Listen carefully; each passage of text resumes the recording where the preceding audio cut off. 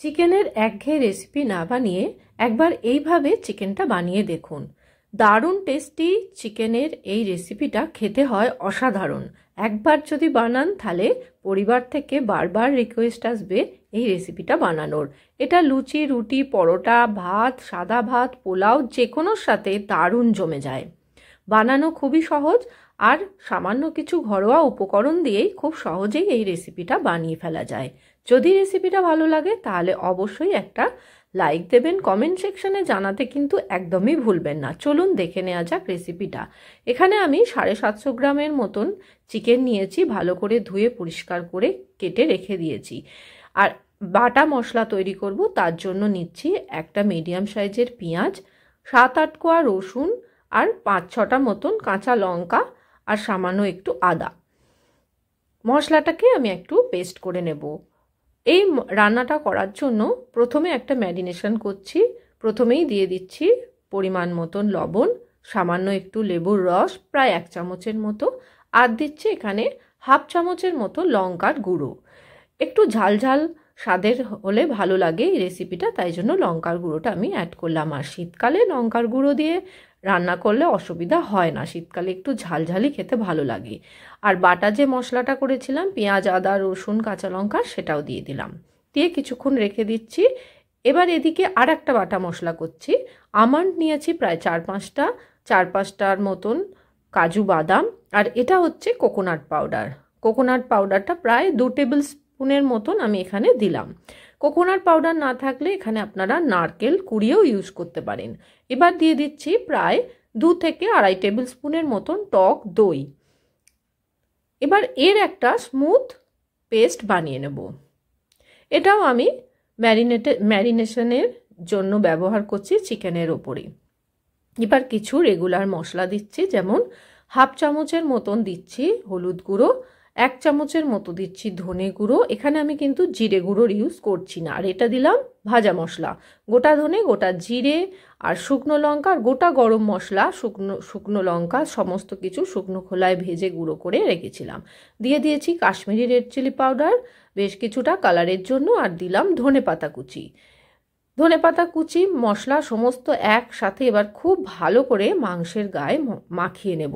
মশলা কিন্তু খুব ভালো করে মাখাতে হবে, মশলা যেন প্রত্যেকটা মাংসের টুকরোর মধ্যে ঢোকে। এবার ওপর থেকে দিয়ে দিচ্ছি একটু সাদা তেল।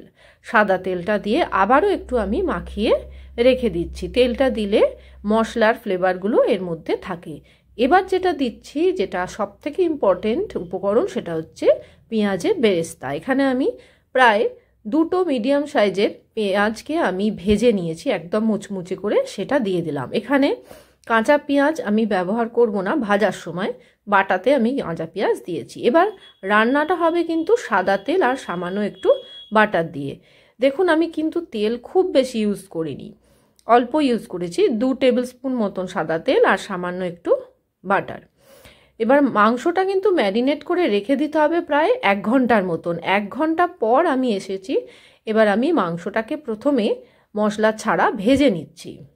মশলা থেকে তুলে নিয়ে আমি প্রথমে মাংসটাকে 1 থেকে 1.5 মিনিটের মতন ভেজে নিলাম। ভেজে নেওয়ার পর যে ম্যারিনেশনের বাকি মশলাটা আছে এটা আমি এর মধ্যে দিয়ে দেব।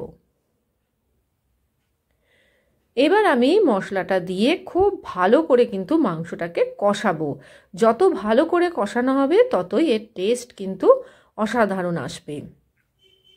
আর এই রান্নাটায় কোনো রকম জলের ইউজ হবে না, মাংসের নিজস্ব জল আর দই, পেঁয়াজ এছাড়া যে মশলাগুলো দিলাম সেই সমস্ত মশলার এবং দইয়ের জলেই এই পুরো রান্নাটা হবে।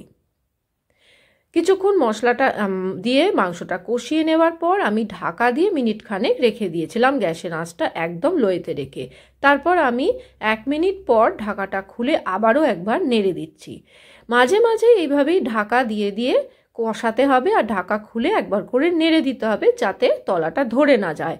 আর গ্যাসের আঁচ সবসময় মিডিয়াম টু লোয়েতেই রাখার চেষ্টা করতে হবে। এই দেখুন কালারটা আস্তে আস্তে কিন্তু চেঞ্জ হতে শুরু করেছে। মাংসের কালার আর মশলার কালার আস্তে আস্তে চেঞ্জ হতে শুরু করেছে। আমি লবণটা একটু চেক করে দেখে নিয়েছি, ম্যারিনেশনের সময়ও লবণ দিয়েছি, আর সেই জন্য চেক করে আবার একটু লবণ আমি অ্যাড করে আরও কিছুক্ষণ আমি ঢাকা দিয়ে ভালোভাবে মাংসটাকে কষিয়ে নেব। ওই দেখুন জল ছাড়তে শুরু করেছে, এই জলেতেই পুরো রান্নাটা কিন্তু হয়ে যাবে। তো একদম ডান মাংস আমার, মাংসটা অনেকটাই দেখুন সিদ্ধ হয়ে গেছে। এবং সব শেষে যেটা দিচ্ছি সামান্য পরিমাণে যে ভাজা মশলাটা আমি ম্যারিনেশনের সময় ইউজ করেছিলাম সেটাই আবার দিয়ে দিলাম। এবার ভাজা মশলাটা দিয়ে ভালো করে নেড়েচেড়ে মিশিয়ে নিয়ে গ্যাসের আঁচটা অফ করে আমি স্ট্যান্ডিং টাইমে মিনিট 5 রেখে তারপর আপনাদের সার্ভ করে দেখাচ্ছি। আজকের চিকেনের এই রেসিপিটা দুর্দান্ত খেতে হয়। আমি এটা চিকেন মখমলি নাম দিয়েছি, আপনাদের মতে কি নাম হতে পারে অবশ্যই কিন্তু বলবেন। কালারটা দেখেই বুঝতে পাচ্ছেন অসাধারণ একটা সুন্দর গন্ধ ছেড়েছে, আর এটা রুমালি রুটি পরোটা সবার সাথেই যায়। আজকে তাহলে এখানেই আসি, ভালো থাকবেন।